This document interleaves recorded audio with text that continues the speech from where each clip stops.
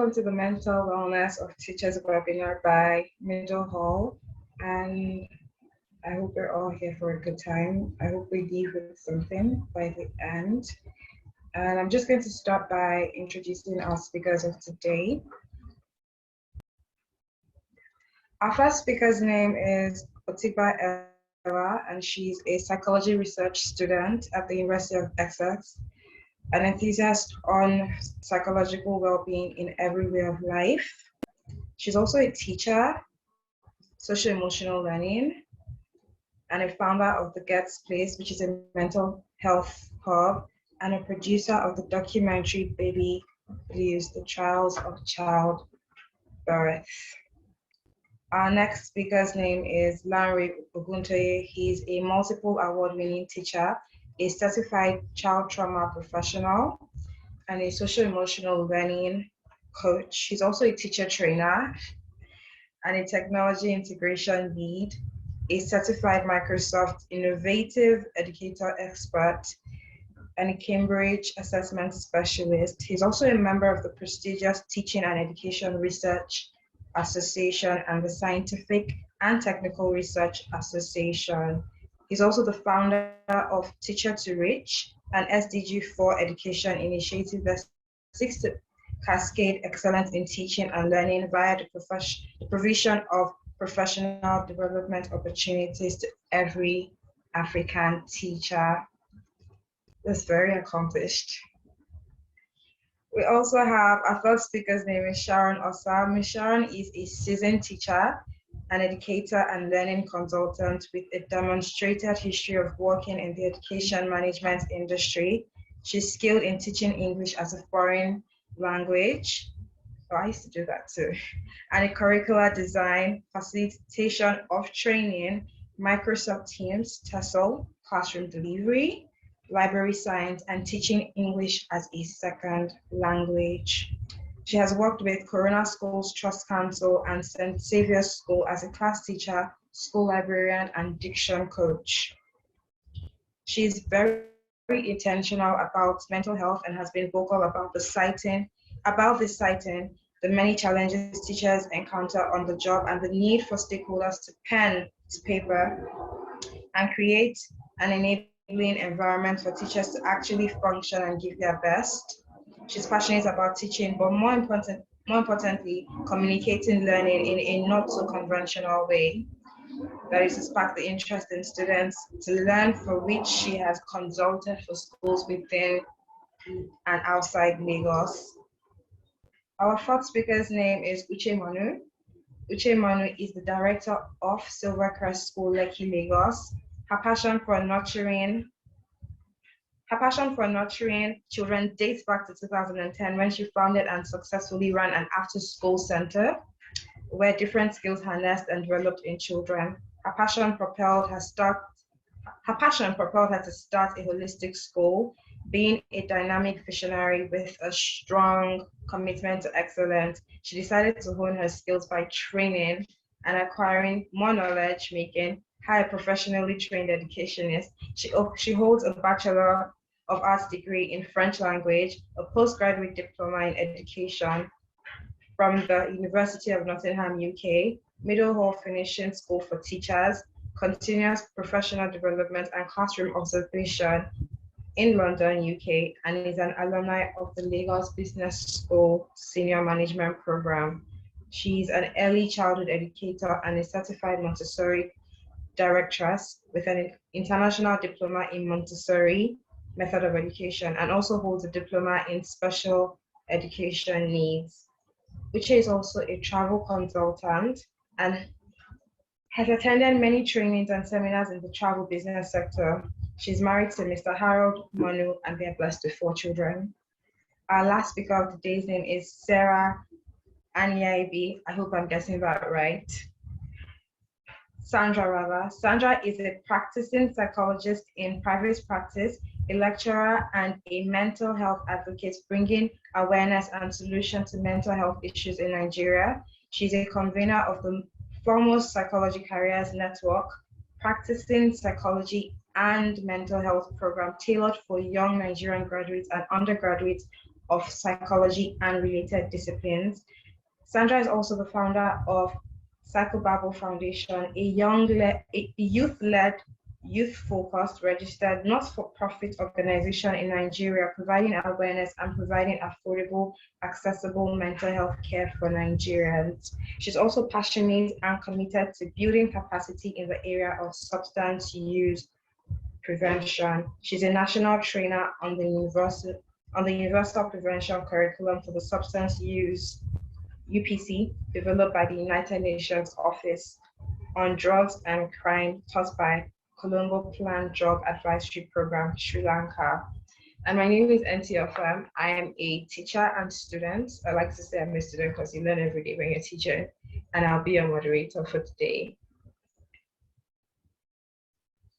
So the first question we have here is really, what is mental health? What is mental health to you? And I'm just going to start with Mr. Lanre. What's mental health to you?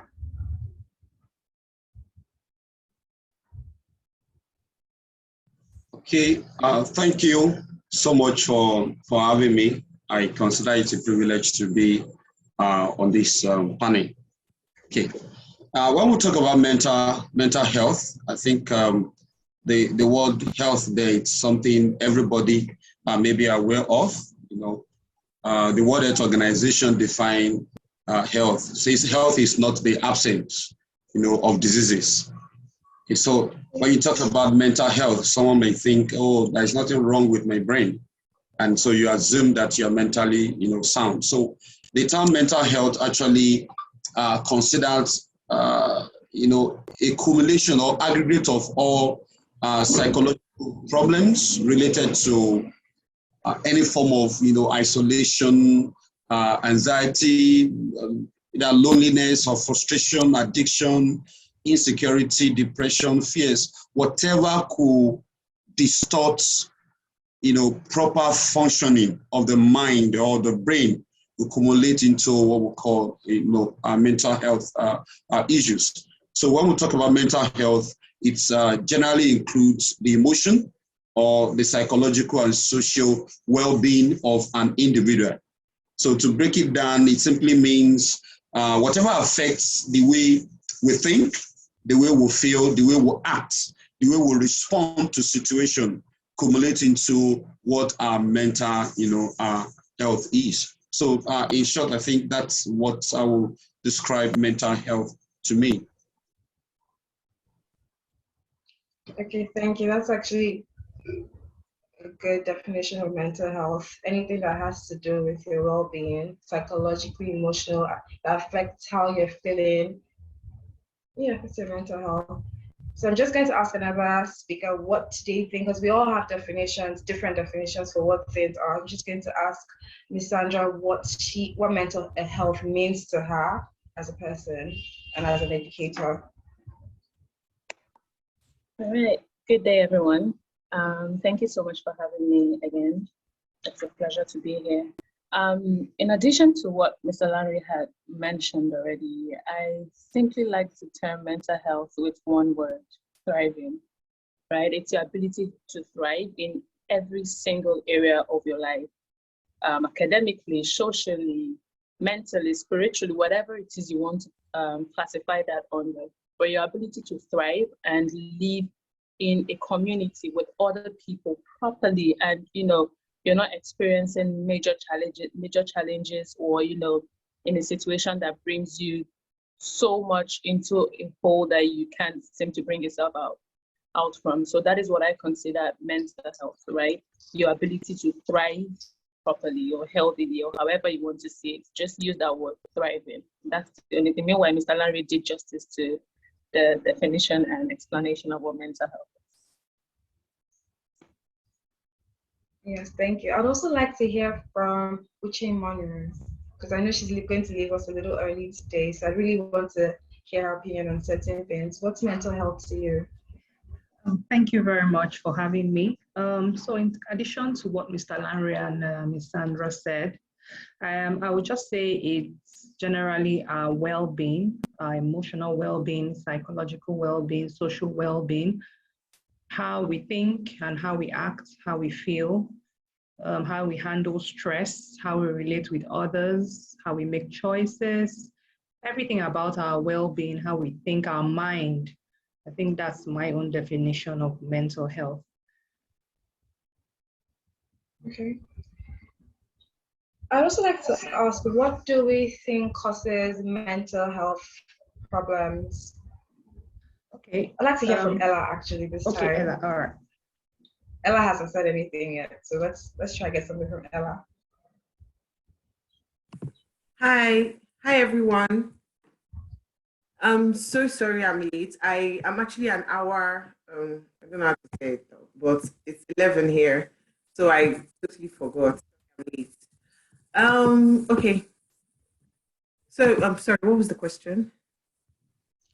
What do you think causes mental health problems? Okay, well, apart from the fact that some mental health disorders, some are disorders that are like genetically inclined, I think is lack of proper care of your mental health. So if you do not care, just like if you don't care for your physical body, if you don't care for yourself, your physical health, you will fall sick. For instance, eating well and the rest of all of that. So it's just like mental health. So there's a lot that's involved with your mental health. It involves your trail of thoughts, the way you manage your thinking, your emotions, the way you view people, the way you handle stress. It's a lot of things. So if you don't take care of yourself, if you don't take care of your mental health, before you know it, you're literally like going to be hanging by a thread, and any little thing can just push you over. So, but there are people that have mental health disorders, schizophrenia and a couple of all of that. Them ones are more medical than stress related. Yes, I think you're absolutely right with that. A lot of triggers can cause your mental health to be fragile. Sometimes it's even just something as little as fatigue. Being fatigued on the job can really cause you to have a mental breakdown. So does anyone else have any other contrasting opinion on what might be causing mental health problems? Okay. Can I add to what she has said? Yeah, sure. Okay, so yes, some biological factors can cause mental health problems, your genes, your brain chemistry, how it's wired. Sometimes there may be family history of mental health problems, which can be looked into. I'm sure when people go see psychiatrists, they will ask those questions. Is there any history in your family of mental health problems? Some of them are hereditary. Then some of them, life just happens. Life experiences like trauma, abuse, those that have grew up in abusive situations or in an abusive relationship, those kind of things contribute to mental health. And of course, pressures of life, they happen, So there are so many factors that contribute to mental health problems. So it's not necessarily work related, there are different factors. That's why when you seek help, professional help, they would analyze and know exactly what the cause is.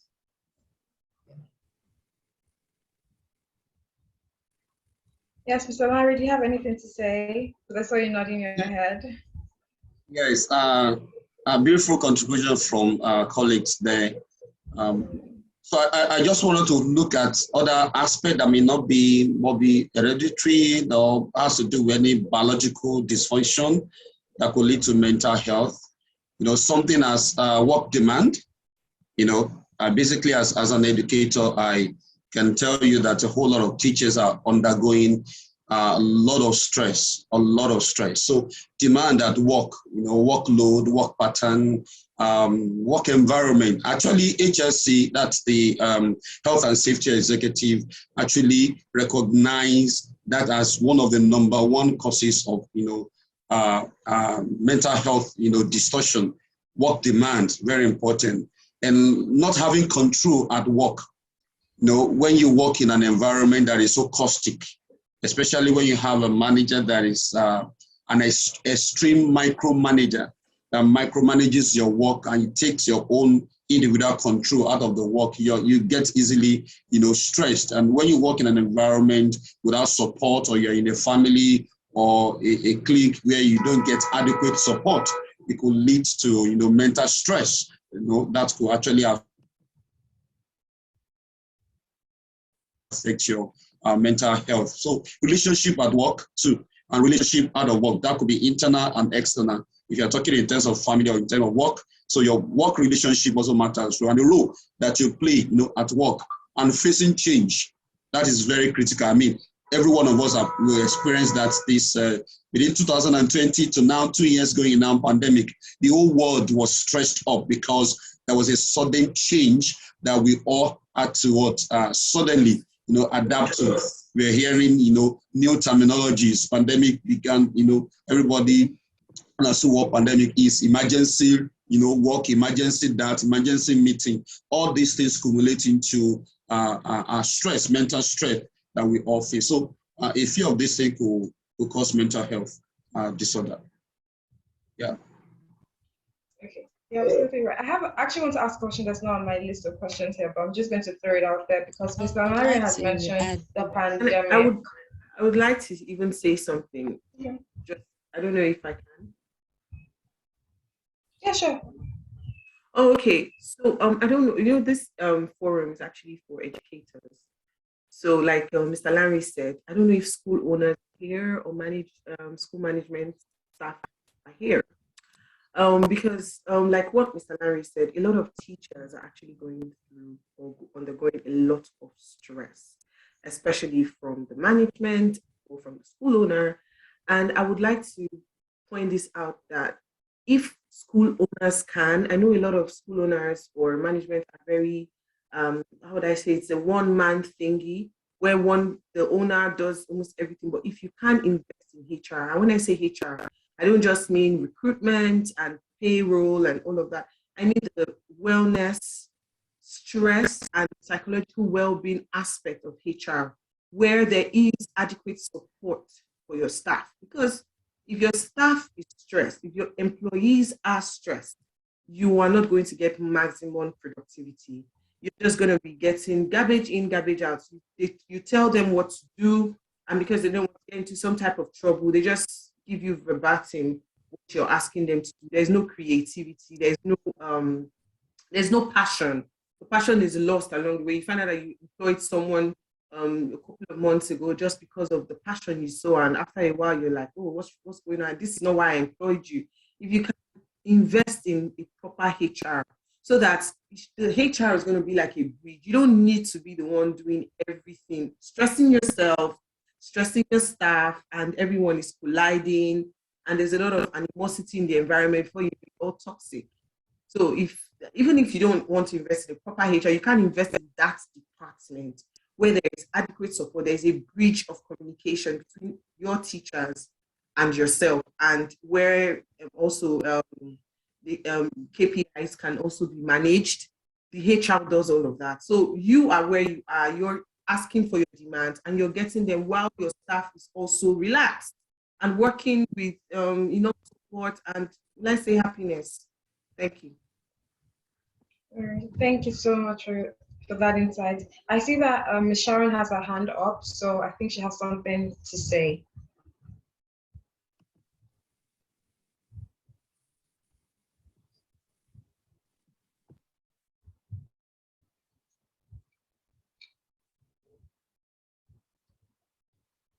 Okay, I think she's not quite ready, so I'm just going to throw out a question. Ms. Salari mentioned something about the pandemic and how it affected mental health of educators. So I just want to ask, did anyone find that the pandemic, did a number on them with work? Because most schools were working online learning, virtual learning. So how could the pandemic affect your mental health as an educator? Okay, yes. So in my own case, I think it was more work, in the sense that the management was struggling to, keep up with the demands from parents.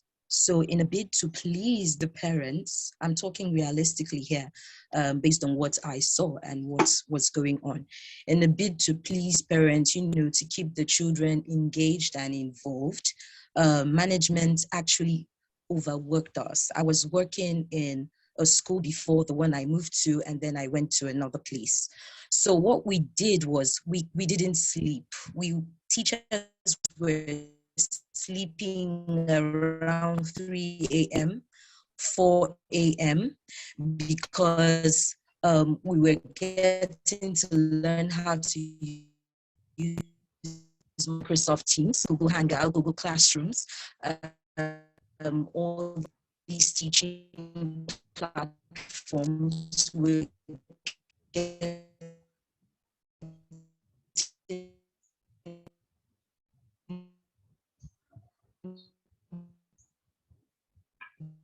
to learn how to use the LMS um, platforms.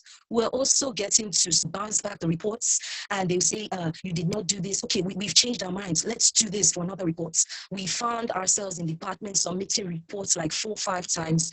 And at the end of the day, we were asking ourselves, what was the use of this? So during me, but all the teachers, and then of course, salaries were slashed. And this was a period where things were hard. People lost their jobs.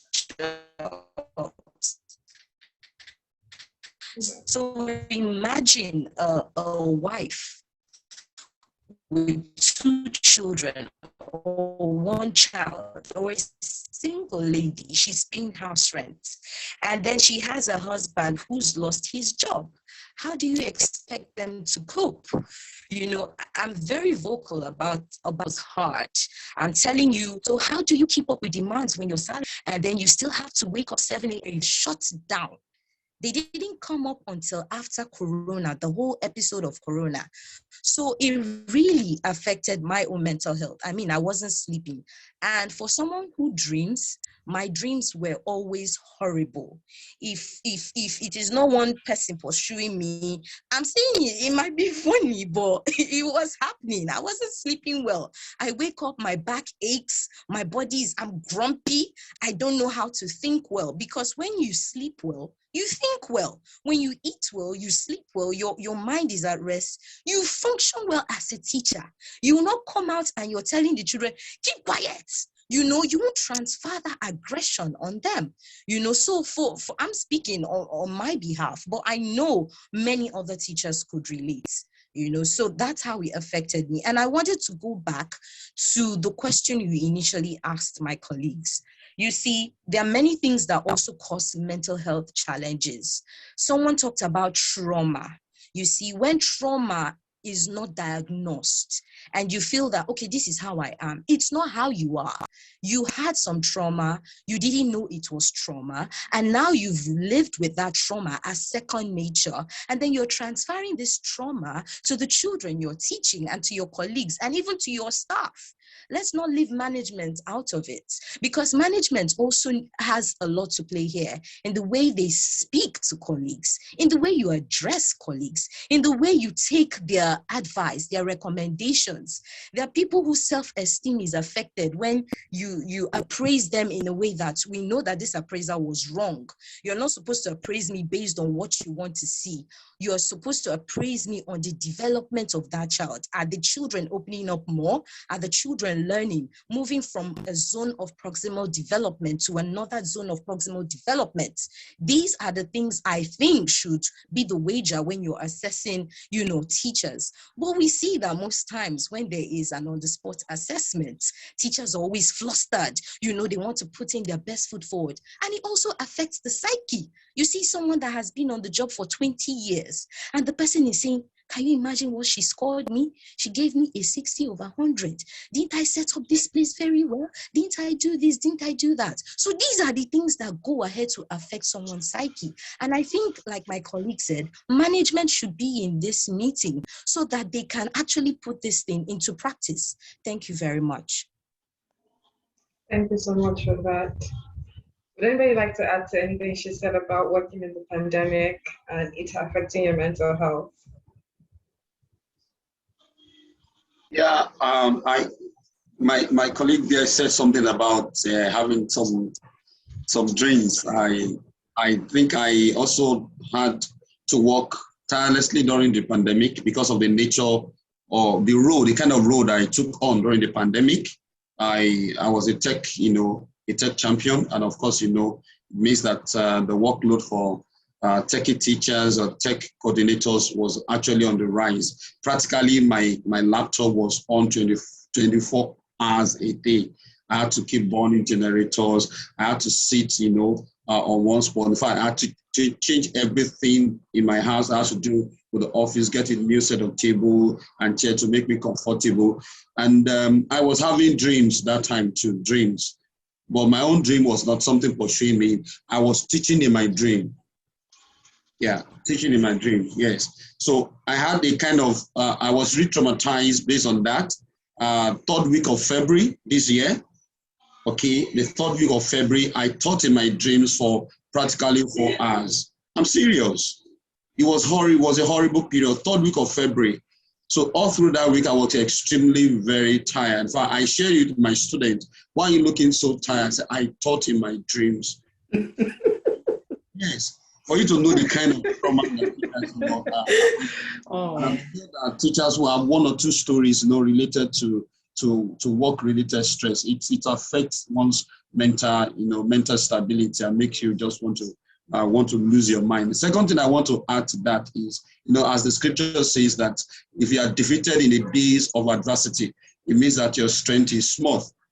So one of the things that actually made teachers to face a lot of stress or mental, stress during the pandemic was because the demand of the situation we had to cope with, we were not prepared for it. We were not prepared for such. Okay, even those who were not trained, those who lack, technical skill, you have to do with a whole lot of learning at the same time. You have to learn and you have to deliver, and there was no time for excuse. So because we are faced with situation we had to cope with, and we lack the technical, capacity, to cope with it, it actually results into stress for us. Thank you. Thank you so much. I think Ella had something to say at some point. She was going to say something. Yeah, I was. Just to Mr. Larry said it all. Just I think another thing, I'm very, very particular about management and school owners because, in as much as I do a lot of psychology work with children and all of that, a very big part of my job is to be HR.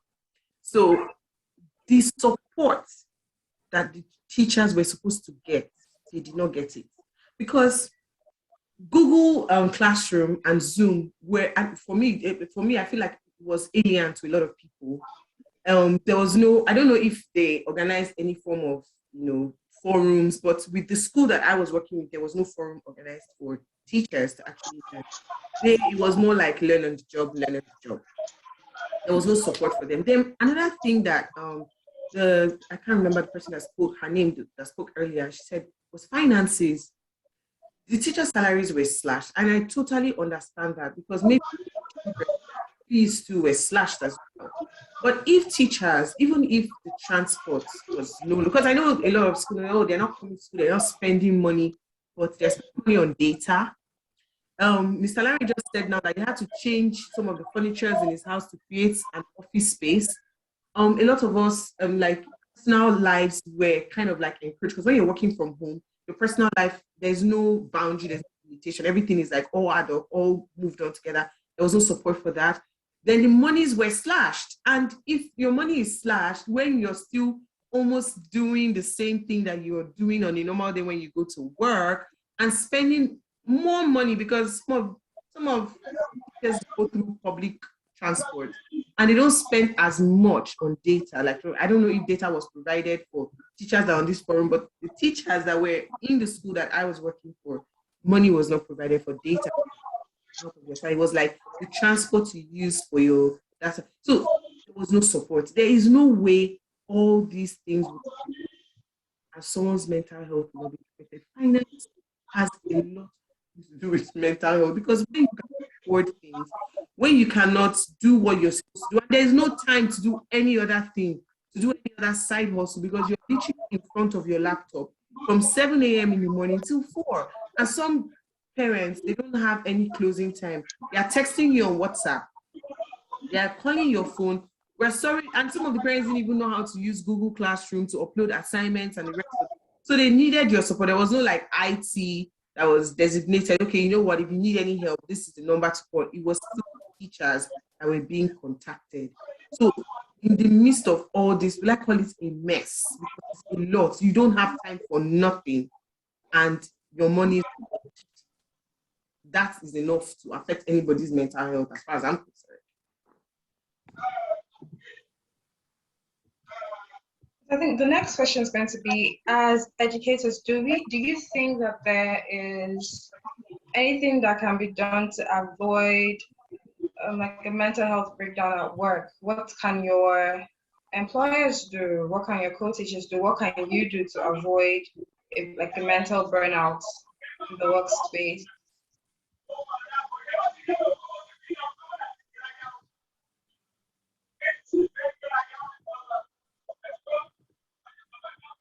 Can I answer?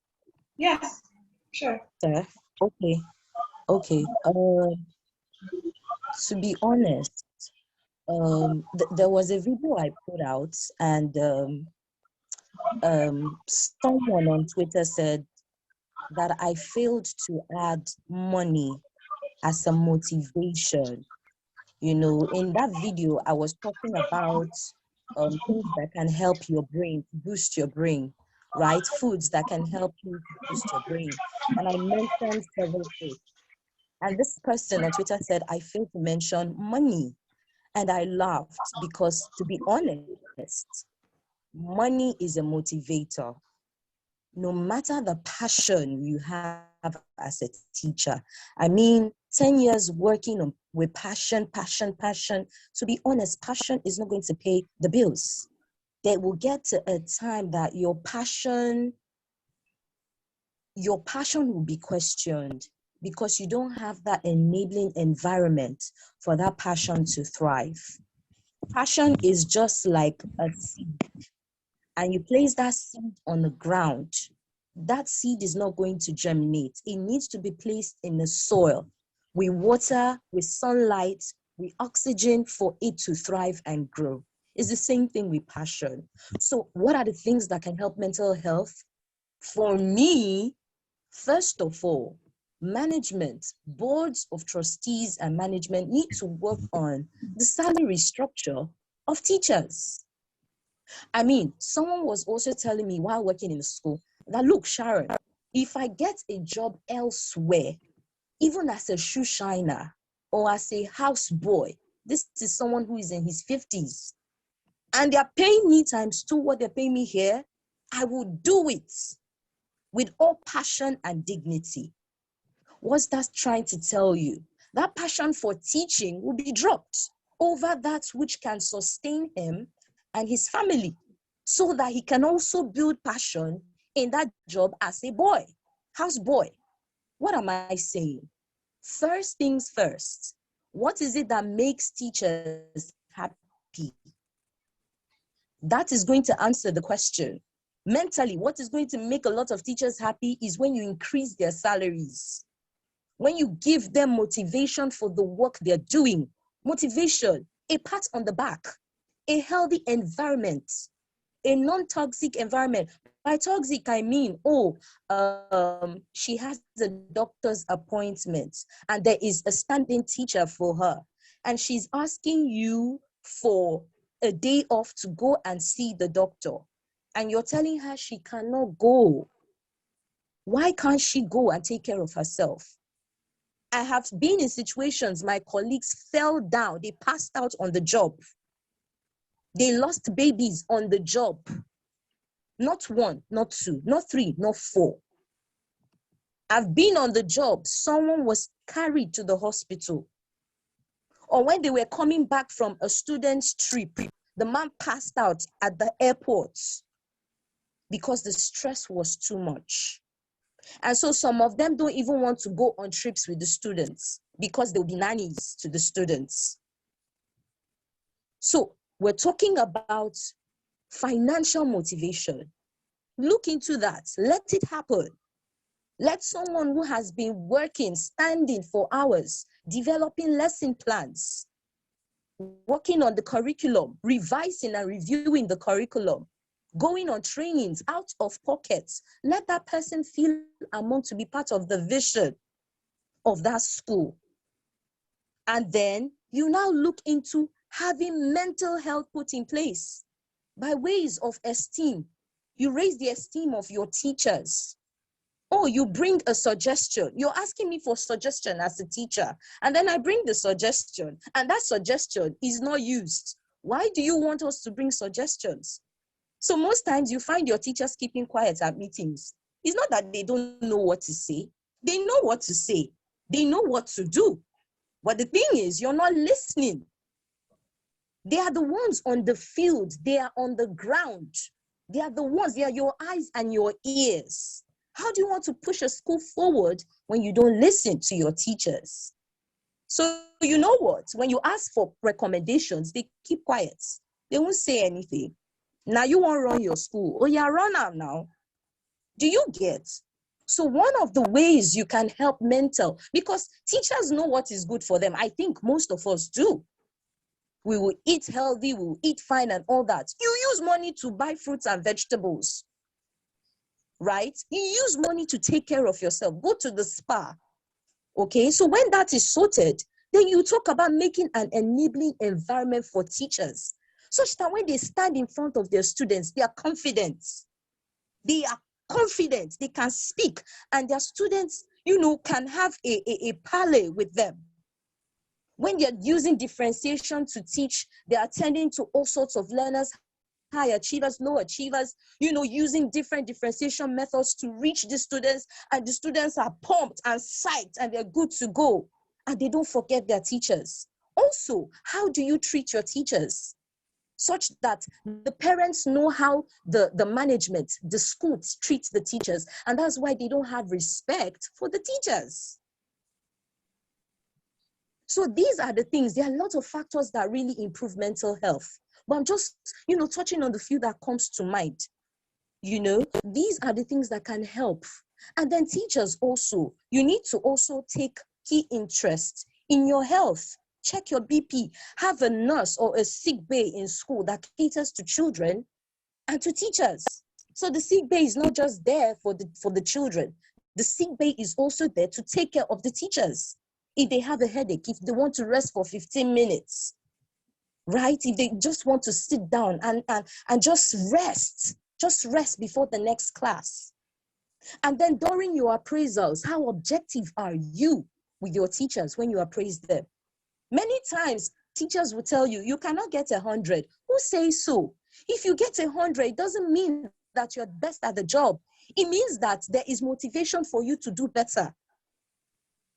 The appraisal needs to also be a point where teachers are not shaky. They are not flustered. They are not frightened. Hey, what score is she going to give me? What is he going to say? The thing really messes up with the minds of teachers. Every first day in school, teachers are always like, okay, here we go again. Can we make it a point of duty where teachers get to a sigh of relief when every first day of resumption, they are pumped and they are psyched? We don't just talk about mental health. We be about the business. Teachers also need to pay keen interest. Check your BP, check your blood work. Eat well, eat fruits, eat veggies. Sleep, because the work will always continue. In case anything happens to you, God forbid, the work will continue. They get another teacher, okay? So these are, I think, few ways we can help ourselves, because health is wealth. Only a healthy teacher can teach a class. Because sometimes you're teaching, you're in pains. As a lady, you're having like menstrual cramps, or, and you're like, but your children cannot see that because that's not their business, to be honest. They came to learn from you. So you need to do your job, right? But when you're ill, how do you do your job? When you don't take care of yourself, how can you give your best at the job? When the school you're working for is not recognizing these things, how can you give your best? And that's why you have schools training teachers, or for those teachers to move to other schools who respect their time. Okay, so yeah, thank you. Thank you so much. So I have a question for Uchemoni in particular. How often do you think educators burn out, and why? Because the burnout is inevitable, actually. Or how often do you think it is? Okay, so thank you to my colleagues. It's a learning curve where I've learned so much this afternoon. So I think it's quite often that educators burn out because of the demands of the work. You know, it's a lot having to manage everything from planning to delivery to expectations to targets to deadlines and everything. So I think it's quite often. It's quite often. And I think there are ways that this can be managed. Talking to someone would help. Like someone mentioned about having a HR department that can support teachers. That is very important. Not just them keeping quiet, they should be able to talk to someone. Nena did justice to that topic when she talked about teachers taking care of themselves, taking out time for themselves, eating right, sleeping well, so that you don't burn out. It's called work-life balance. So there should be life outside work. It's just something you have to deliberately create as a teacher, you know? So of course the environment is high stress. Every profession has its own difficulty. I'm sure bankers would have their own challenges as well. Every profession has its own challenges. And of course, the pandemic affected everyone. But we have to have a way to cope with this stress-related mental health issues. You know, so care for one's mental health is very important. You seek help, you talk about it. So that's my opinion. I know you're leaving us soon, so I actually have another question for you, Uche. No, I'm so here. I'm not leaving. I'm not, okay. I thought I would leave for another meeting, but I'm still here because it's kind of like a very interesting conversation and I'm learning a lot. So yeah. I'll be here. So beyond saying thank you, what ways can we really appreciate teachers? Because thank you is just a word.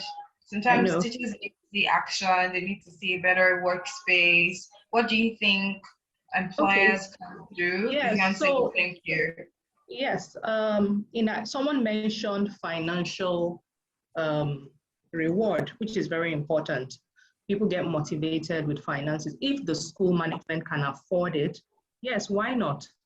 Periodic review of finance and remuneration, that would motivate teachers. You know, speaking to teachers, appreciating teachers, not just on Teachers' Day, appreciating their efforts, encourage them. I think that would help. Everyone wants to feel valued. Everyone wants to feel appreciated, financially, materially, verbally, you know. So those are ways to encourage teachers. The Bible says gentle answers turn away wrath. You know, if you speak nicely to someone, it will encourage them. So respect for teachers as well would help. Like someone else mentioned that, parents would disrespect teachers because of the way management disrespects them, which is very true. So if you respect your teachers, make them feel valued, I'm sure that would help. It's one of the concrete ways to help encourage them and support them. So for the teachers, how would you like to be appreciated beyond thank you? Can I say something? Just to add. Hello. Oh, okay.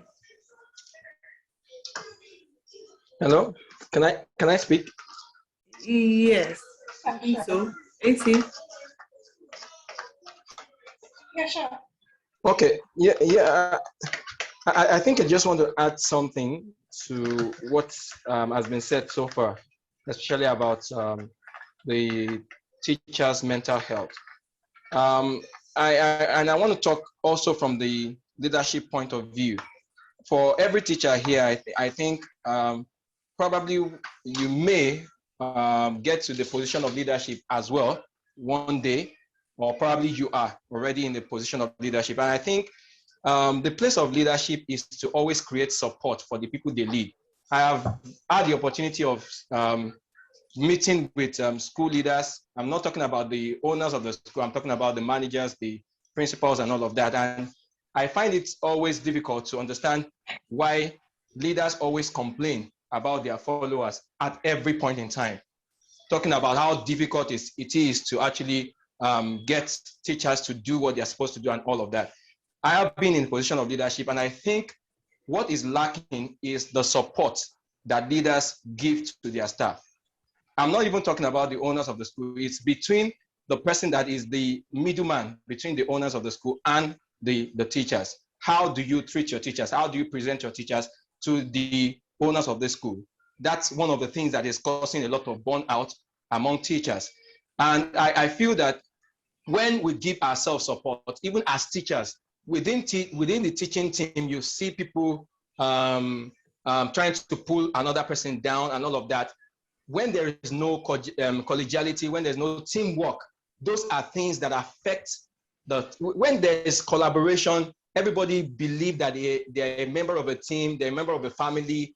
That creates a kind of emotion that keeps you coming. Even, you see, sometimes, yes, the money aspect is very important, but sometimes it's not just about the money.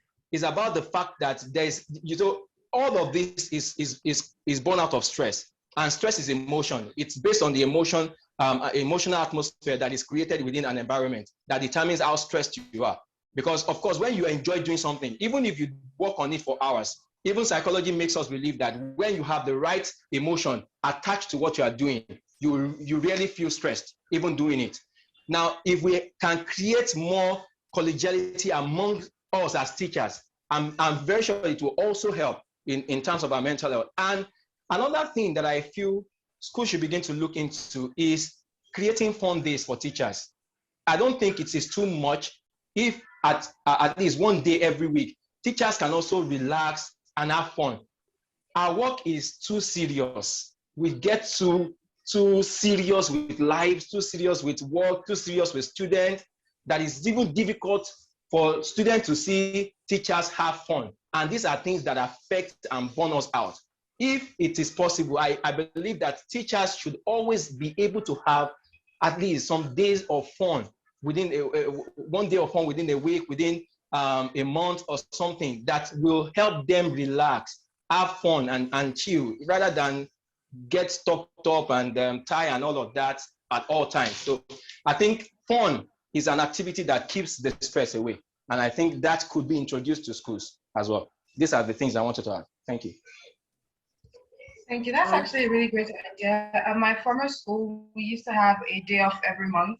We would call it a flex day. The kids wouldn't come to school, just the teachers, where we would bond with games.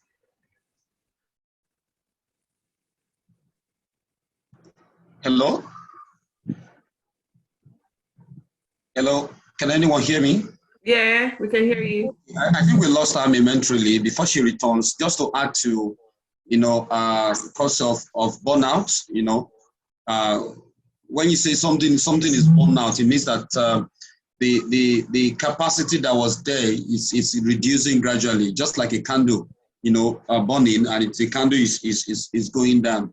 I love the last point that was made on collaboration. As he was talking, I was jotting down some points here. So I want to just quickly point out, just to add to what has been said on what can be done to ensure that teacher burnout is totally taken away or reduced, to a large extent. I think every teacher, apart from what the management has to do, every teacher also needs to be mindful of their role in the teaching and learning space. A lot of people actually came into the work environment with stress, stress from home, stress from the society, stress of hustling, came into the teaching and learning space. And when they get into that space, they find out that, this work can actually cater for, and cannot substantiate the kind of hustling or what I need to get from my hustle. And of course, such an individual will hate being in the classroom every now and then. We have people who do not actually like their job and they are still on the job. I tell you, every single day you will feel stressed out. Every single day you will feel stressed out. Every single duty that you are given, you will just handle with hatred because you really have not accepted that space. I think having a disposition of mindfulness about your role in the teaching and learning space as a teacher, have you accepted that space to be your space. If you have not accepted that space to be your space, you will always be stressed out because you have come into the environment with a caustic mindset in the first place. So mindfulness is very, very important. And mindfulness in the area of being a manager or a leader, whether middle manager, a senior leadership team in school, you want to give deadline out to teachers. You have a piece of work for teachers to do. You know, if you are to handle this work yourself, you can't do the work in 3 days, but you want the teacher to submit it the very next day. That's absolutely a show of lack of mindfulness. It means such a leader is not mindful of the work. You just want to drive people. You are a slave driver. You are not a leader. You are not a manager. So if one work with such, a leader, definitely you have an external factor that puts you in a stressful, position. And the issue of collaboration is very important too. If I want to ensure that I do not quickly burn out, I need to collaborate. My capacity is not enough to cope with the 21st century. Without collaboration, you will easily burn out. Your personal competence cannot put you on a continuous running wheel to deliver effectiveness in the 21st century, teaching and learning space. You need to go to colleagues and ask, how are you doing it? What can be done? Am I doing well? We need to collaborate. You have, strategies, methodology, share with your colleagues. Go to colleagues and also learn from them. Collaboration is one of the key ways to ensure that a teacher, does not burn out. And of course, capacity development. I started the example of a candle. If you are a tiny candle and you are shining light, you will soon go down.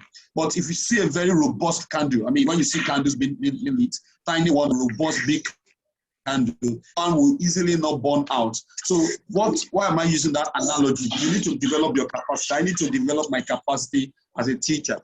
Okay, so what is the role of capacity development in ensuring that I do not easily get burnt out?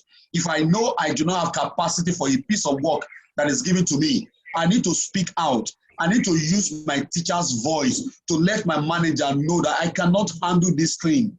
You don't need to go and die, in shame. You are given a piece of work or the size of the workload. You need to use your teacher's voice. Look at your capacity. Can I handle this? Or if I cannot handle this, can I develop the capacity required to do the job within the deadline given? If not, then you need to use your teacher's voice and speak to your manager, speak to your leader. So I think one of the key ways not to get burnt out easily is to develop capacity, as a teacher. Okay. I also think, like one of our colleagues there have said, creating time for relaxing. Now, I do not just want to focus on the time that the manager or the leader of the school creates for you. If they do not create time for you to relax, do you have structure in your own life where you relax? Find something that appeals you. Find something that you love to do. Do you love to watch movies? Do you like to play games? After you have closed work, for example, every Friday, I try to relax. I know at home, I watch movie. I just came back from work. That's the first thing I do, take my bath, eat my food. I have to just relax and watch movie. I find a way to release negative stress, through that. So I'm not only hoping for the fun day that my school will create before I decide to relax. Okay, you should know that you are the one responsible for your mental health. The number one person responsible for your health, of your mental health, is you, and not anyone else. So I also believe that it's very important to practice, positive psychology. Okay, speak to yourself. Tell yourself you are not going to die in this workplace. You are in the classroom and everything is getting stressful. Take a break, go to a corner and speak positive words to yourself. Speak words of affirmation to yourself. This thing might look like simple, strategy, but they work a lot to help you to release your stress and prevent you from getting easily burnt out. Thank you. Thank you so much, Mr. Lanre. I actually have a question for every single one of our speakers. So after all the stress, the troubles, the kid drama, parent drama, do you still believe that pursuing a career in education is worth it for you? Do you feel like it's worth it? I think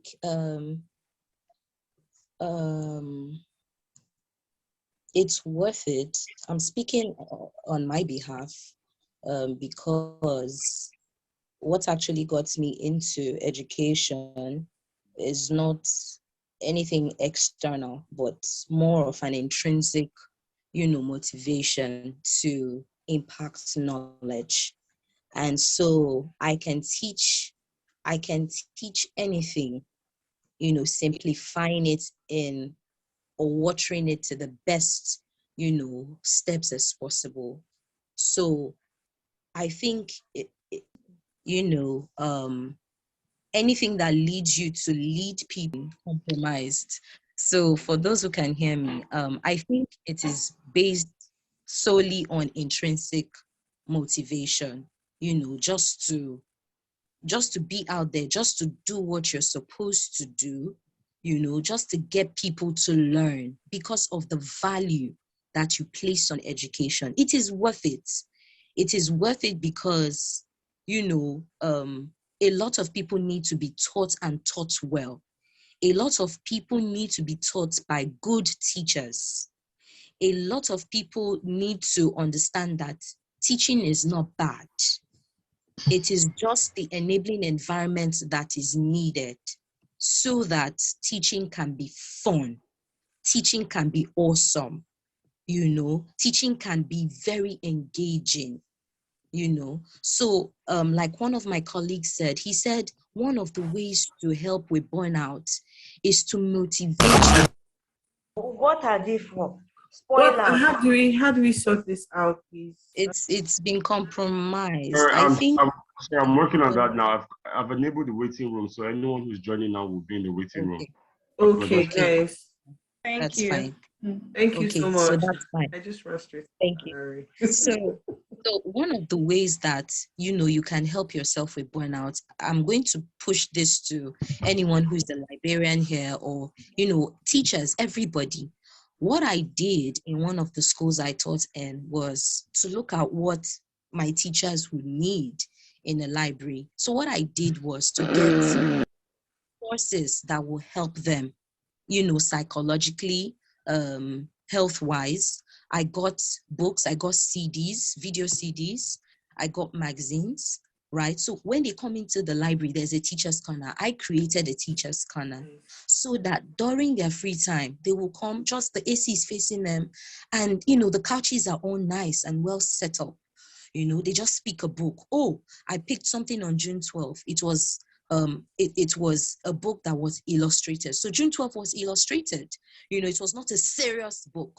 So you saw my teachers, they were scrambling for the book. Like I had to get more copies so that it could go around. And when they come, they just sit down. We have newspapers in the library, have magazines that they will just sit down, they will read. I had something on body fats, I had something on motivation, I had something on business. So any teacher that comes in, like, what? Because they don't have time. Teachers don't have time for themselves. Most of us who get into relationships and get married, I really applaud you. But in my own case, it wasn't that easy, So they come in, they get things, resources that they will need, they will like, and they read and they just rest, they relax. Going on here. Sorry, Mr. Chibuzo, can you sort out this chat room? Yes, please. There are so many chats coming in. To take the It's person. been hacked. I think someone is even typing with Mac. Oh, wow. Oh, I didn't know this happens on Zoom though. How do they hack? That's not me. We'll disable the chats now. Just go ahead. Okay, please. Thank you. Thank you very much. So another way you can help with burnout is, we used to do it, myself and colleagues will set out a time during the week after school, and then we go watch a movie and then we'll all go home together. Or sometimes take out time during the weekend, on your own. So no one else can. Okay. Go to the beach, have fun, just unwind, take care of yourself. Because whatever happens, the work is still going to continue. School is still going to continue. Most of the children will forget you, but you have to take care of yourself. Take yourself out. have fun, have Scrabble games. I also had board games in the library. I had all sorts of things, documentaries, where they taught about Anne Frank, like Bible characters, all sorts of things. The guy who flew to space, things like that. So take time to, relax and unwind. So these are the ways. And I think, yes, pursuing a career in education is good if you want to make a change, if you're passionate, about teaching, about, instructions, instilling good values in your students. So thank you. I just want to quickly say something. In addition, it's mostly additions, really. In addition, someone, I think it was Nena that said something about increasing teacher salary. Sometimes some schools might not really have that capacity at the moment, but we can have some other incentives, like for instance, school lunch. Maybe if you cannot provide the full school lunch for teachers, you might subsidize it, profits from teachers' school lunch. You can just give them the usual cost price and probably get like a vendor that can afford what the teachers can afford. Or you can, if you can't afford it, you can give teachers school lunch. But another way that I know helped me in terms of my mental health, self-reflection. Asking yourself questions every day. Even like when you wake up in the morning, what sort of emotion do you feel? Don't just sweep it under the carpet. When you get to school, what emotion comes to your mind? Are you happy? Are you excited to teach? And the moment you start realizing that, okay, I think I'm becoming very monotonous in everything I'm doing, it's starting to become like a ritual. Okay, wake up in the morning, dress up, go to school, do the same thing, come back. Everything's so monotonous, nothing flexible. You have to begin to speak to yourself. Okay, what's going on? Is it from school? Is it my relationship, personal relationship? Is it stress from family or from home? You need to ask yourself questions. You need to reflect. If you can't do it every day, you can do it weekly. What have I achieved? What's my end goal? Because another thing that affects us is as teachers, we feel we're not moving forward. If you're not moving forward, what was your goal? It's when you have a goal. If you have goals, you have aims. That's when you can be able to measure if you're moving forward or not. Because sometimes it might not really be just the job and your management. It might be you. You just feel like I've been in this profession for over 10 years. I've been teaching year 2 for 10 years. Nothing to show for it. Nothing to show for it is whose fault. It's not your school's fault. It's your fault. You need to examine yourself. You need to have goals. You need to self-reflect. What am I doing here? Because sometimes when we self-reflect, it helps us to even understand where we are and where we're going to. So if you're getting upset, like, oh, they asked me to do this task, it's too much. If your goal is to get to school management and the task you're doing is going to help you, you find out that you're no longer upset as much as you are. Because as a school manager, you have a lot of things to do at the same time. So that can even help you, that can mold you, that can build you. So self-reflection really, really helps. You sit down sometimes and be like, what is actually the problem? What is upsetting me? What is making me angry? Why am I upset? Why am I feeling this way? You need to ask yourself questions. Then another thing is, even if the school is investing in HR for teachers, but they should also invest in HR in terms of HR for management, because someone said when speak to teachers anyhow. They don't talk to them with respect. Sometimes it's because a lot of us have emotional intelligence. These are the type of trainings that should be given to everybody, school owners, management, teachers, because it helps you learn personality. It helps you speak to people. It helps you understand people's personality and how to speak to them better. There are different personality styles. There are different people, different temperaments. When you understand the temperament of someone or the personality of someone, it helps you understand how to speak to them, how to address them. And when we understand people's personality, their strengths, their weaknesses, it also helps even as a management. Sometimes when you want to give out tasks to teachers, you'll be like, okay, this person should be able to do this. Don't give it to Mr. A, give it to Mr. B. Mr. B should be able to undo that. That's the ability to understand the talent you're working with. And also, there's a way you say, if I speak to Mr. B like this, he won't take it seriously. He will just he will throw it aside. I need to speak to him with more passion. But if I speak to Mrs. B this way, oh, she would, you need to understand people. You need to know how to speak to them. When one size does not fit all, these are the type of trainings that we should equip our management staff with.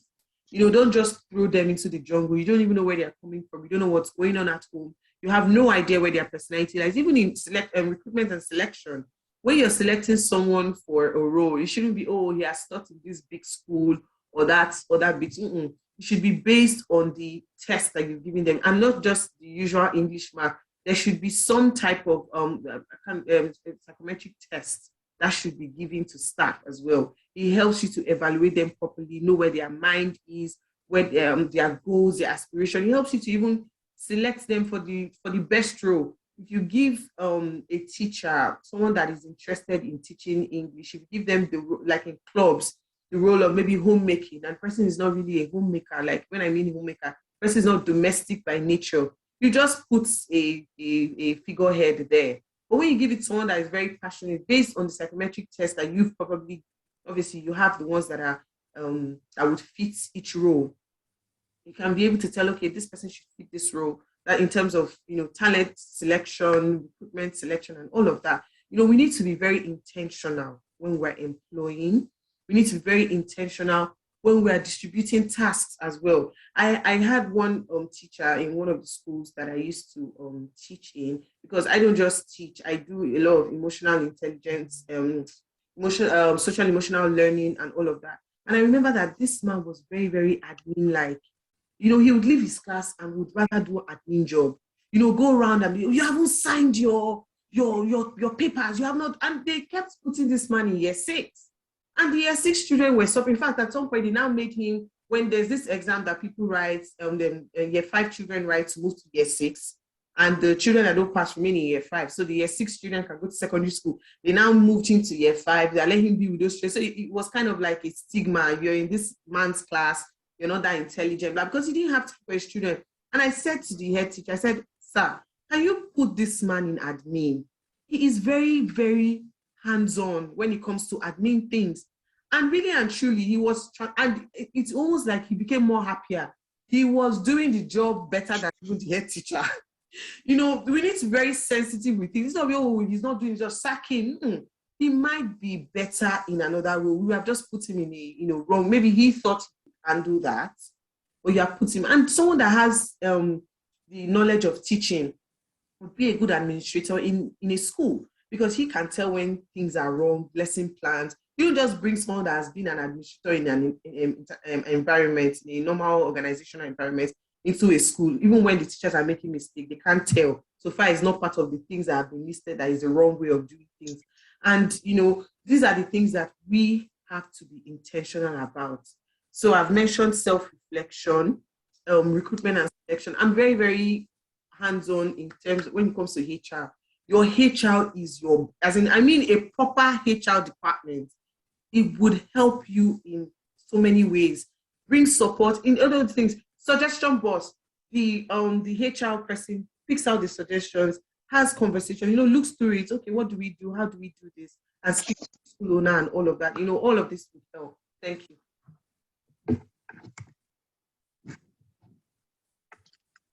All right, so Sandra is leaving very soon, so I'd like to just ask a question to her. And the question is, to help teachers going through mental stress, how can we bury the stigma on mental health so that we can enable conversations on the mental state of teachers? Because there is a stigma around mental health, and if you say, oh, I'm going through XYZ, people look at you a certain way. So how do we bury that stigma? I'm thinking, again, everybody has spoken so beautifully, and I like the fact that we've been talking on or touching all the important things that we need to, because these days a lot of things are happening to teachers, and because of the nature of the job and also the culture we find ourselves, we tend to just make teachers, put them kind of like an afterthought, and I'm glad that we've pretty much touched some of the things that are most important, especially to teachers' mental health. For burying the stigma. Mental health is still, generally, the whole mental health topic, not just mental illnesses or any of those things, but mental health conversations are still very sketchy on this part of the continent or this part of the world. However, I like to always use an acronym, TALK. So the TALK acronym says that the TAL, right? You talk about it. That's what the T stands for. No matter how no matter how difficult the conversation is, it still needs to be had. We still need to talk about it. So no matter how difficult it sounds, no matter how difficult it looks or feels or seems, we need to be able to still talk about it. So you're going to have to try and have thoughtful conversations about these things with the teachers, among yourself. Teachers talk to teachers. Try to have genuine conversations. And also, what's the language that we use when we are talking about mental health? So if I ask now, for example, every single person here, I don't know, has the chat room be enabled? Has the chat room be enabled? No, still disabled. Oh, okay. So I would have asked, okay, but can somebody just, outside of our speakers, anybody else entirely, tell me the full name, like the correct full name of Yabale? Anybody at all? Can you repeat that, please? Name. Can anybody tell me the correct name of Yabale?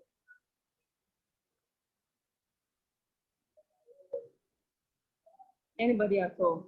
The correct name of Yabale?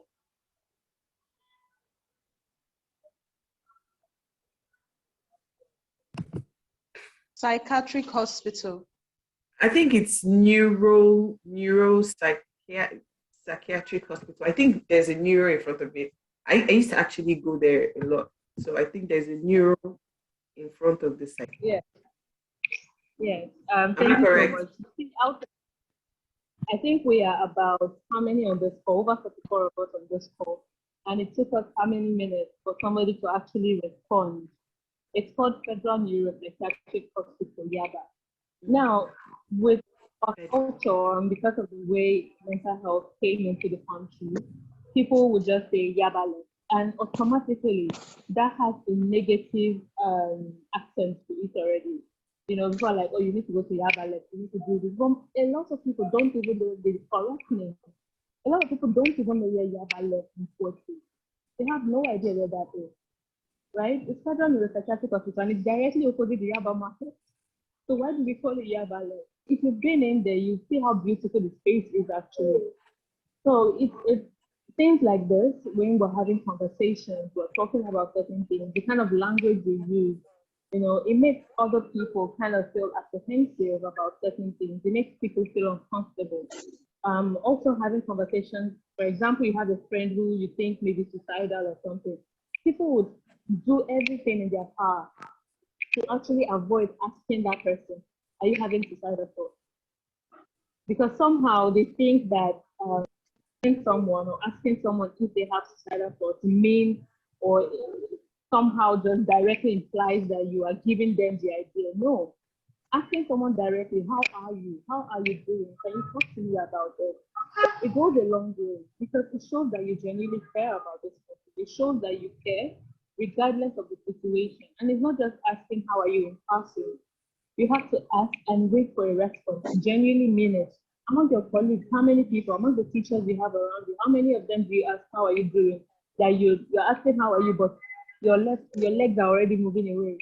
It's become a general statement. Oh, good morning, how far, how are you? But we don't even wait for a response. There are a lot of people going through so much, even chronic stress, and they just can't say, oh, I'm not fine. They can't because they feel like you is asking, you really don't care. Right? So having this conversation is what's important. Talk about it with your colleagues, with people you spend almost all of your day at work. So these people should even be they should be really important in your community or in your life. So you need to have thoughtful conversations with them, care about them enough to ask how are you. The A also covers what I've mentioned about, which says ask. Genuinely ask people, when you feel like something is wrong with someone. I know some of us have seen some of our colleagues with eye bags bigger than a bag of pain, and then we just keep our faces like it's none of my business, and you continue moving. Well, you're worried about that person. And somebody had mentioned something about HR. In most schools these days, all you find is one person in the HR department, and the person is doing HR. That's it. If we're working with what human resource means, it shouldn't be just one person in that whole department. You get what I'm saying? It shouldn't be just that one person. The HR is just concerned so much about the management level. You know, they are more like, instead of human resource, they're now like management resource. They don't care about the human, the people you are supposed to be managing. And as teachers, we need to care about each other. So when you see that something is wrong, ask. It's never too late or too long to ask people. And then when you ask, try to listen as much as you can. You can never go wrong with listening. I always tell people, you really can never go wrong with listening, but you can go all wrong. You can do all kinds of wrong with talking. You can go all wrong with talking, right? But when somebody is asking for something or when somebody is talking to you, try as much as possible to listen. And then the PA talks about knowledge. Equip yourself with what mental health is. There's a difference between mental health and mental illnesses. There's a big difference between mental health and mental illness. Educate yourself. What are some of the symptoms? I think we mentioned, we talked about signs of burnout and all the other things. What are some of these symptoms that people experience? How can I help them? What are the knowledge of, what knowledge do I know? How many therapists do I know? Or how many therapists do I have in my community that I can refer people to? A lot of schools don't have, yes, they have school psychologists, school counselors, but they are mainly for the students. A lot of teachers don't even know that they have access to the school psychologist or whatever. So to be really good, it would also be good if schools could also help out.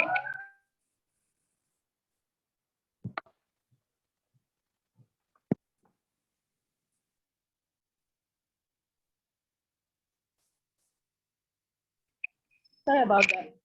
So it could be really helpful if schools could also make certain things available to these teachers. You know, find therapists for them, make it available to them. EAP programs. People lose, for example, we spoke about COVID and its effects on teachers. Some people lost students, some people lost colleagues, and nobody had time to grieve or, process that.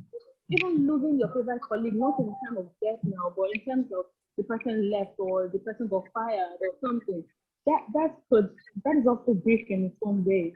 But people are not able to process these things because there's no channel, there's no way to process them. All of these things, if you make all of these things make your school or your environment stigma free. When you do things like that, have solid policies, even community experts, not just having, or you just want to talk about mental health and everybody's just there throwing all kinds of information that they've read from Google out there. Do you have community experts? Do you have therapists? Do you have psychologists? How many mental health professionals do you have? You can't have a medical day in school that you want to check BPs and all that without having the school nurse or having the bringing in a medical doctor. So why should mental health be any different? So when we have things like this in our environment, in our community, in our schools, you find out that it's easier to have this conversation. It's no longer a taboo to talk about them.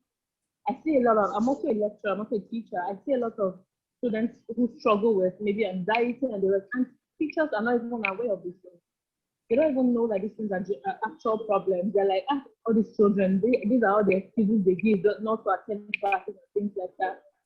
But because they're not well equipped, they don't know that these things are actual problems. And how would they know if the school that they are in don't make it available to them? So we need to create a community in our school, make it a mental health friendly environment that people can actually talk and interact with themselves and have solid mental health conversations. We're always doing charity organizations. So many schools are doing charity programs, they donate to different charities. Once in a while, you can also find a mental health organization or, a non-governmental organization that is into mental health and donate to them as well. That is also building the culture. All right, not to go too deep into so many other things, but these are just a few. Just try as much as possible to use the talk acronym in your school HR people, their school management, teachers, whoever it is, and also pay more attention to people around you. That's the best thing that you can do. Have resources that when people come to you, somebody comes to Larry and says, "Oh, Larry, I'm going through this, I'm going through that.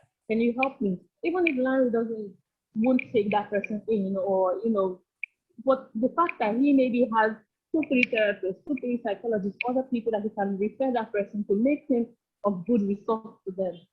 So knowing who to refer to, knowing, having quality resources in your bank or whatever it will go a long way. So I hope this helps. And I'm sorry I have to leave. I really enjoyed this conversation. Thank you. Really enjoyed having you, Sandra. Thank you so much.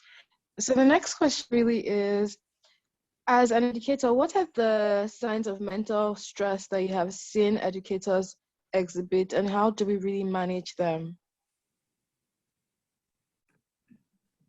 Is that for me? That's for any speaker that's willing to share their insight. Okay. I think one of the first things is usually the way they treat children. And their response in terms of how they treat children, and also in terms of deadlines.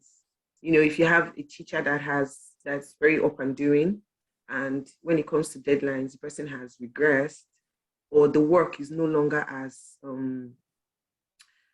it has been diluted, you're not getting the maximum results that you usually get from the teacher, and also how they treat children.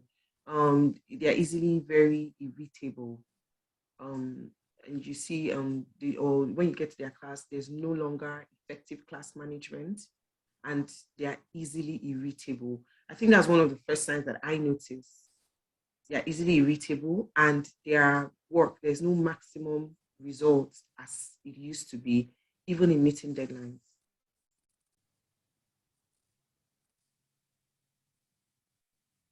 Thanks, Ella. That's actually true. Most times, you just notice that they're not as active as they used to be when it comes to their work, and then how they treat children, which gets me to my next question. How can we avoid transferring the aggression caused by a mental burnout on students? Sorry to take you back. Can I add to what the last speaker said?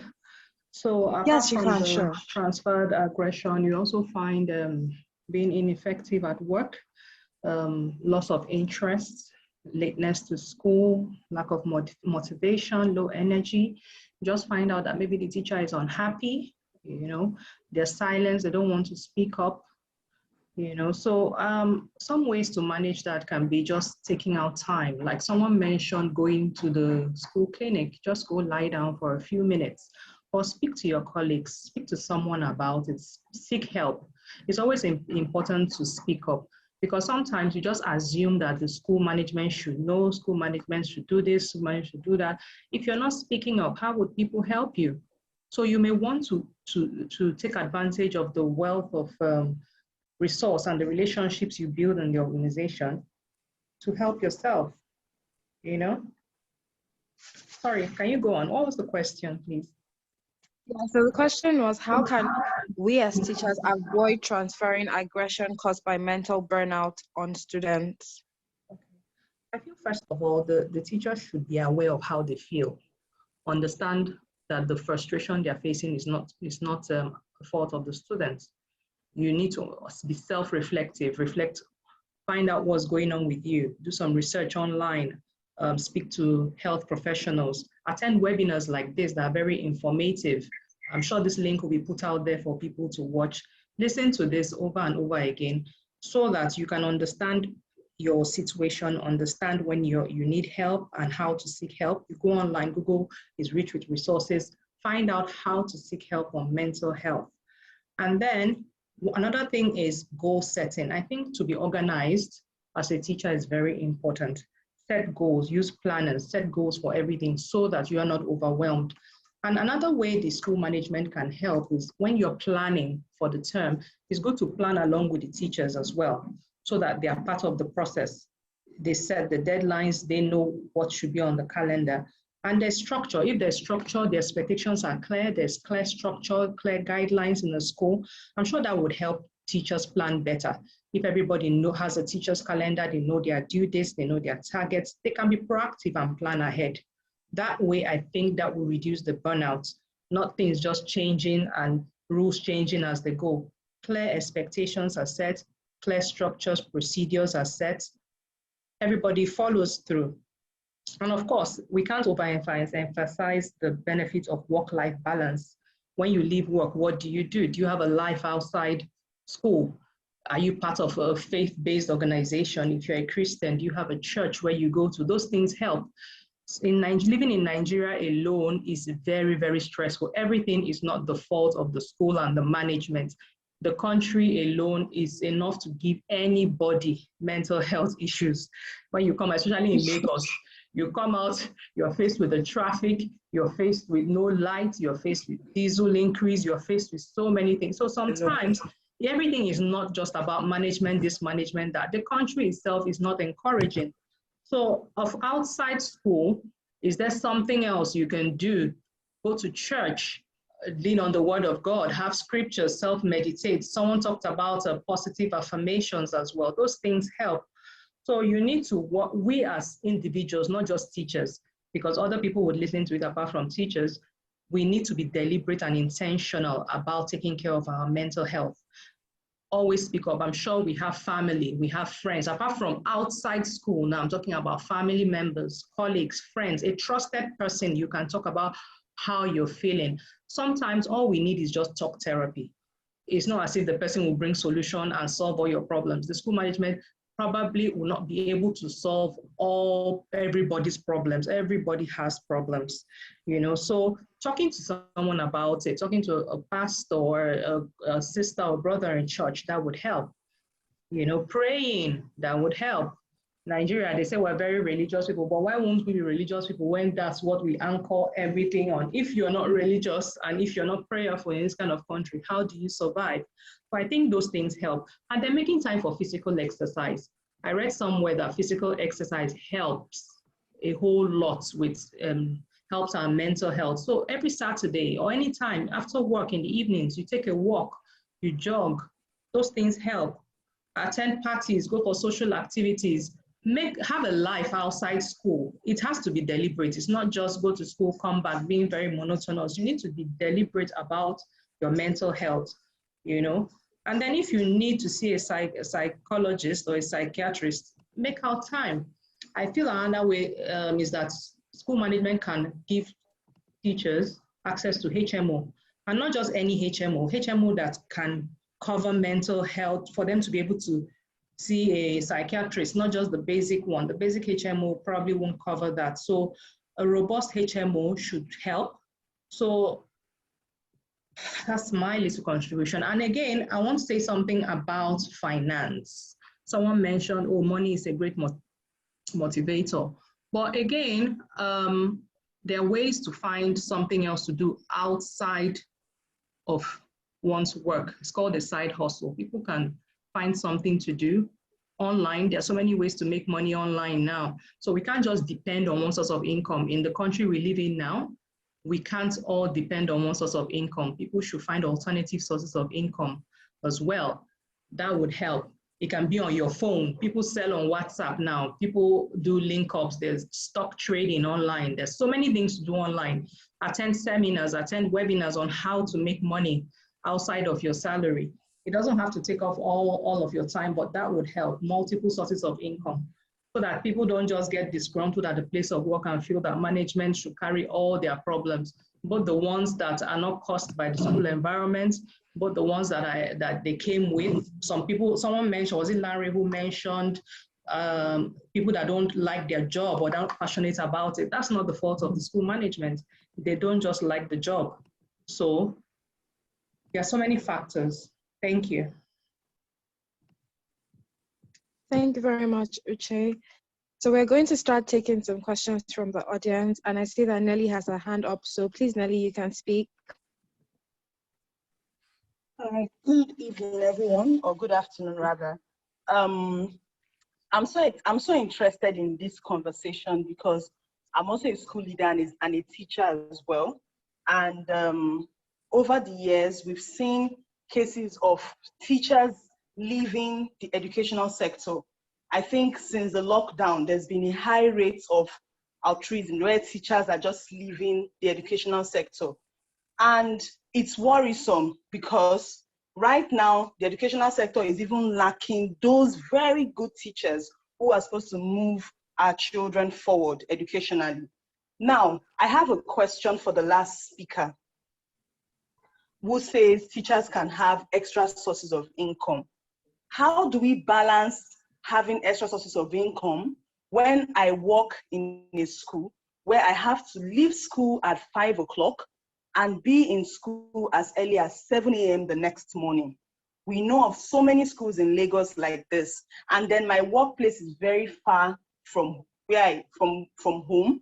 And then when I close school at 4:30, 5 o'clock, I have to be in traffic for about 2-3 hours or 2 hours.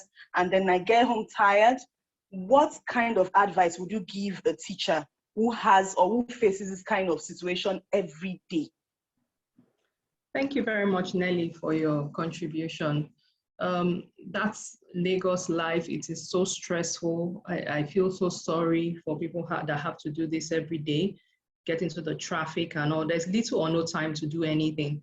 But I'm sure there are some people who still in the midst of all this on their phones or using the internet at the weekends or during holidays. It doesn't have to be anything so serious.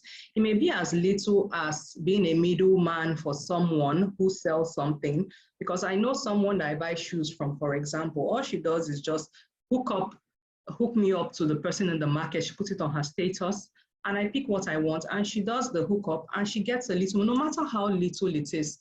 You know, let's not humble beginnings, no matter how little the money is, it's something. Little drops of water, they make a mighty ocean. So online, there are things about stock trading online, this Bitcoin, I really don't know much about it, but I know there's so much going on online we can do with our phones at the weekends, you know. So it's just to go out there and be open-minded and research. And there are some people that are actually doing this. Some of them, they do lessons, some do online tutoring.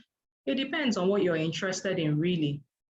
If there's never enough time, if everybody says, oh, there's no time, there will never be time. We just have to try and deliberately find how to get out of this rat race and create additional source of income. The phone is so powerful, I will always say, go and do some research. Thank you. All right, thank you very much. All right, Gift has a question, so Gift, you can have a go. All right, thank you. Can you hear me? Yes. Okay. I'd like to thank everyone for this wonderful opportunity to listen to this discussion. It's really interesting. I have a question, please. The mental health. For someone with my kind of personality, I'm talking from my own point of view, who hardly makes friends, and I am a little bit of an introvert. I have to know someone to an extent before I can open up. How do I help myself when I am overwhelmed? When the stress comes, when it feels like it has gotten to a point that I can't take it anymore, how do I manage it? How do I stop myself from erupting? How do I motivate myself to do my work as a teacher? So I would like to know that. Thank you. Can I answer? Yes. Okay, hi Gifts. I feel like I can totally relate. First, you need to, I don't know if you have any form of coping mechanism. Mine is music. I listen to a lot of music. I daydream with music. So I just plug in my earpiece or my AirPods and I just like zone out, literally. And by the time I'm done daydreaming and listening, I think I feel better to actually face what I'm supposed to do. That's one. Then secondly, you can actually find one person either in your inner circle. I know as difficult as it is for us to make friends, we might have like someone, maybe a friend, or you can go professional. For instance, there are some psychologists that do pro bono. So it's more like, I wouldn't say pro bono because I used to run a teachers hub that was just meant for teachers to come in and relax. It used to be at my place when I was in Nigeria. Food, drinks, and music, and we just like talk like what Miss Uche said. She said that there was something she said about actually knowing what your problem is, and sometimes it's just all about talking. That sometimes it's not about, I don't know if she's the one that said it anyway, but yeah, it's not just. Yeah, I said something about talk therapy. Sometimes all you need is just exactly, to talk to someone. talk Therapy, yeah. Exactly, therapy, yeah. So you just need someone to talk to, or a group of people to talk to. So usually in that teacher's hub, I have a couple of people that come with their teacher friends, and they just talk about it because I don't know their school management. I don't know anybody there, so they're free to say anything they want to say. So and literally everything that happens there stays there. So we just talk and laugh, and we prefer solutions sometimes. Oh, you can do this, you can try this, and all of that.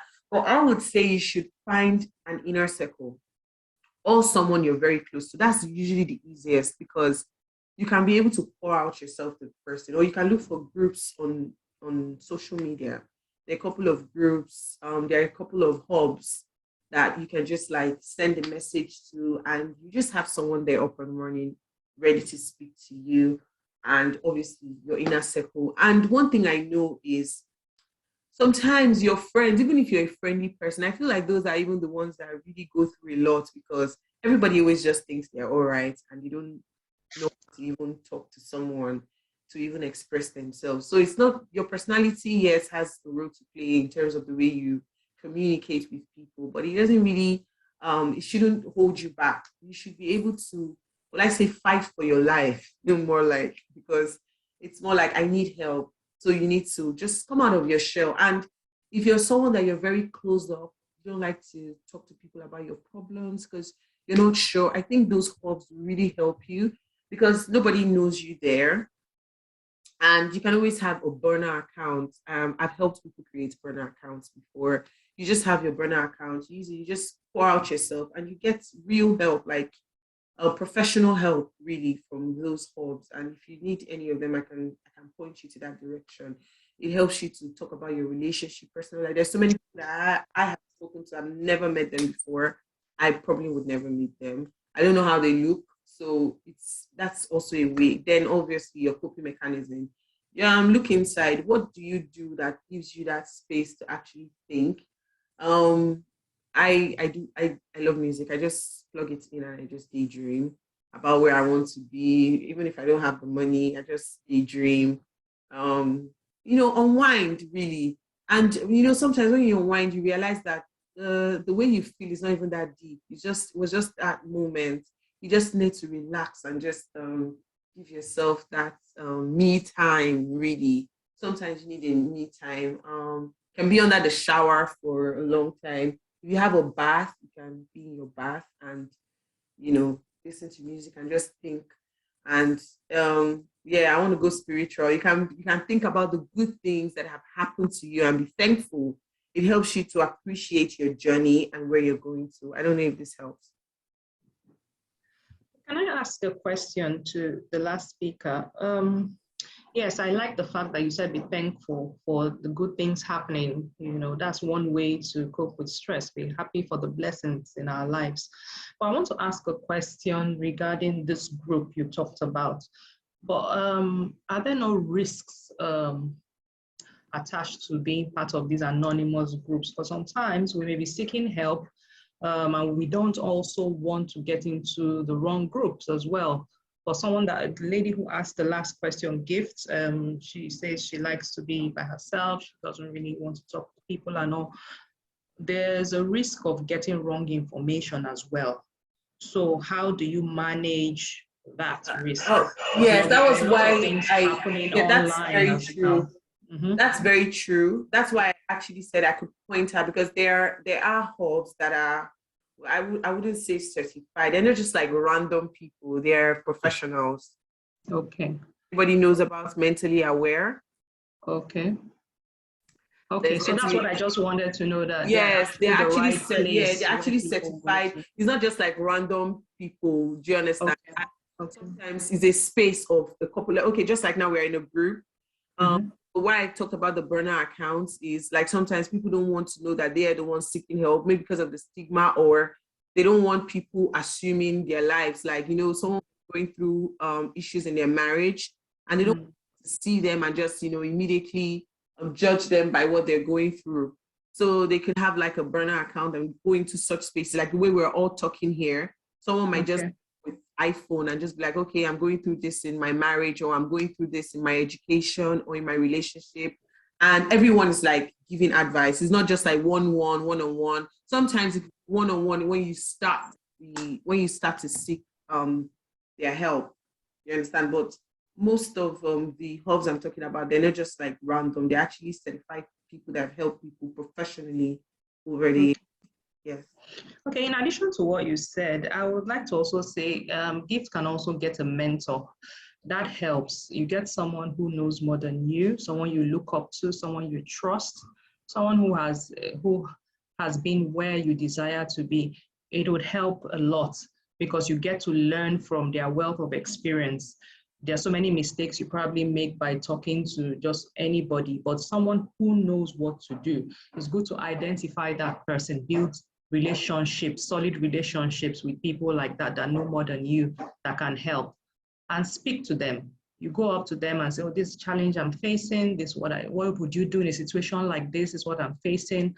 Those kind of conversations help. Thank you. Thank you so much. Afolabi has his hand up. I think he has something he'd like to say. Yeah, I just wanted to, the speaker that spoke just before this last question came up talked about creating a site also, and I thought to share something. I think it's something that could help teachers as well, and it's something that I am also exploring at present, and it's about creating online courses based on what you do already. You teach a particular subject in school, you have your lesson plan, you have your notes and all of that. It is easy for you to just create online courses, and people from different parts of the world can actually pay for those online courses, and you make your money even without having to be there at all times. All you need to do is you upload those online courses, and I think there are different platforms you can do that on the web. So it's a way of making extra income for yourself as a teacher. So that's what I wanted to share. Yeah, I even attended, thank you very much for that contribution. I attended one recently where I paid 5,000 to learn how to do graphics. There's this lady, I can't remember the name of the website, but she created content on how to do video graphics, and she put it out there, course outlines, what you do step by step. So I think there are platforms where people, I think it came up during COVID, to help not just teachers, different people from different professions, what they know. They created classrooms and content, and they put it online, and people pay with their cards, and that money hits their accounts. So that's a very good way to make money without you even doing anything. You just settle down a few days, create your content from what you already do, and put it out there. Thank you very much for bringing that up. Can I add something? The lady that asked a question about what to do when she's stressed, and she's not the kind of person that naturally speak out to people. I just want to add, sometimes may not just be about the people you speak to, maybe because you have not actually spoken to yourself. So most importantly, sometimes you need to speak and talk to your inner person and find your why. If you're easily stressed out, you're worried about that space that you are, maybe that space may not just be for you. Someone said at that time about teachers moving out from the teaching profession, where sometimes we may think that they are moving out and it's not good, may just be the best for the teaching profession. If people are in a toxic relationship, you don't advise them to stay there. You advise them to leave. So some teachers and the teaching space is just an issue of being in a toxic relationship. So someone has to leave. So if you speak to yourself, find your why. for being in that space. If you are easily stressed out in that space, it's becoming repulsive. You don't understand what's going on. Even if you meet 100 counselor, if you have not spoken to yourself, make connection to your inner person, make contacts with the reason why you're in that space, in the first space, you may not be able to move forward. So find your goal, find your why, and then, a solution may just come out of that. Thank you. Thank you very much, Mr. Henry. So we have Eneva. I hope I'm getting that right. She's had her hand for a while, and I'm just going to take her question, and that's going to be the last one from the audience. Okay, thank you very much. I hope you can hear me. Yes. Okay, I want to, first and foremost, I must really say a big thank you to this gathering, because it really means a lot to me. And based on what we are discussing, I tagged it myself, a total well-being of teachers, because I am equally one of them. I'm equally in the management. I know the stress we go through. I know the things we go through. For one thing that I discovered is that one thing that happened to me some days ago was one of the things that, I had to tell myself, this is a wake-up call for other teachers around the world. I know who I am, that I'm very hardworking. I'm doing in my school, until one day I went to school, nothing was wrong with me. Before they could say Jack Robinson, I almost fell to the ground. I was feeling dizzy. I almost fell to the ground. So I rushed to the sick bay and checked my BP. I did not have high blood pressure, rather it was low. It was 80/70. And that was when the whole thing dawned on me. So I rushed to the hospital, was hospitalized for 2 weeks. At the end of the day, I came back. When I came back to the house, I have a lecturer friend who came to my house. He just said something to me. That's what I want to give out to us as advice. He said, Eneva, you are a widow. You are in the teaching line. You do the work of a father in the house. You do the work of a mother in the house. And you do the work of a maid. And you're not growing younger, you're growing older. So it's high time you think about yourself and know how to manage your stress. So I will toe the line of what others have said to how we can manage our stress as teachers. I think it's high time we tell ourselves the truth. We know our breaking out points where we said, no, I have gotten to this point. If I exceed this limit, I'm going to crash. We must learn how to manage our stress. Yes, one of the ways is music. Others could be sitting out. Others could be walking, walk out. Others could be just have good laugh and so many other things. Just find what you derive pleasure in and get into that. That's one, too. See a counselor. There was a time in my school that there was so much tension among teachers. A lot of them, I looked at their faces, because I'm that type of a person that, I look at your face. I know when you are not happy. I know when something is wrong. So I look at your faces. I felt so terrible about the faces of some of our teachers. So I thank God, the owner of a school, who is equally a pastor's wife, and she's equally a pastor. She happened to stop by the meeting one of the period, and I had to stand up and tell her, Ma, you do counseling for church members. Why don't you set aside time to do counseling for your teachers? And she now said, okay, that's the truth. She now decided to be doing that. She set out a day in a week to do counseling for the staff, and it's really helping. That is true. We need a counselor that you can rely on, open up. For the person that, likes, is so, call it an introvert, who does not like, opening up and all that. Try more and open up yourself. It will go a long way. It will go a long way. Like when people know you, said, half problem half shared is half solved. You don't need to give you money. But when you open up your problem to any other person, the advice you get, it will help you a lot to be who you are or who you're supposed to be. But when you bottle up, you can die in it. Life is too short. That's another thing. 3, management of schools should also look out for the welfare of teachers. A lot of things are happening these days.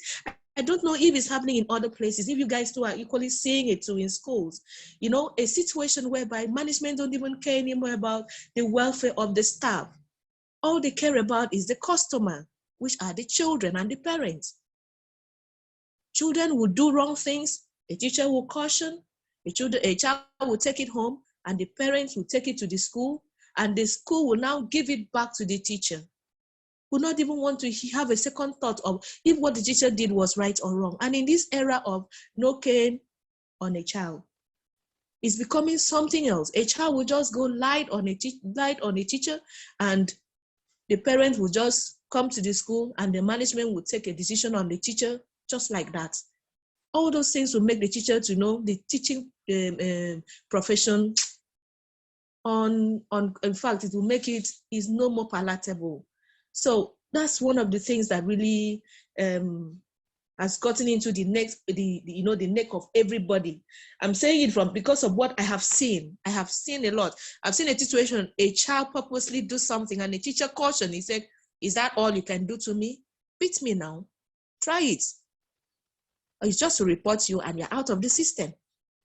So the children no longer respect the teachers, and teachers go home every day not feeling happy and coming to school. What will be up today? What's going on? What's going to happen today in the school? What's going to happen today in the class and all that? So all those things matters. Management of the school should look out also for the welfare of the teachers and their security. I've heard a case that, teachers, a parent came to school with talks, and the school management donate the teacher to the parents, and they beat up the teacher because the teacher had disciplined a child who did something wrong.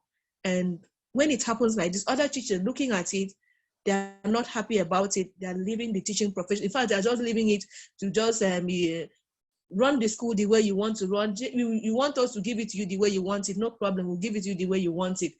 Whether it is the best or it's none of their business any longer. So please, we should look at, there are a lot of things entails, and this thing will not even finish today. I think we should have another session to discuss this. It's deeper than we think. There is more that is making teachers to go gaga in schools. Thank you. Thank you so much for your insight. So I think this concludes the webinar. Thank you so much to all the speakers that came today and everyone whose opinion was aired. Thank you for all the listeners, and thank you for Middle Hall for organizing this. That said, in the chat there is a Google survey there about the webinar. Please try and fill it. We'll really appreciate, and thank you so much.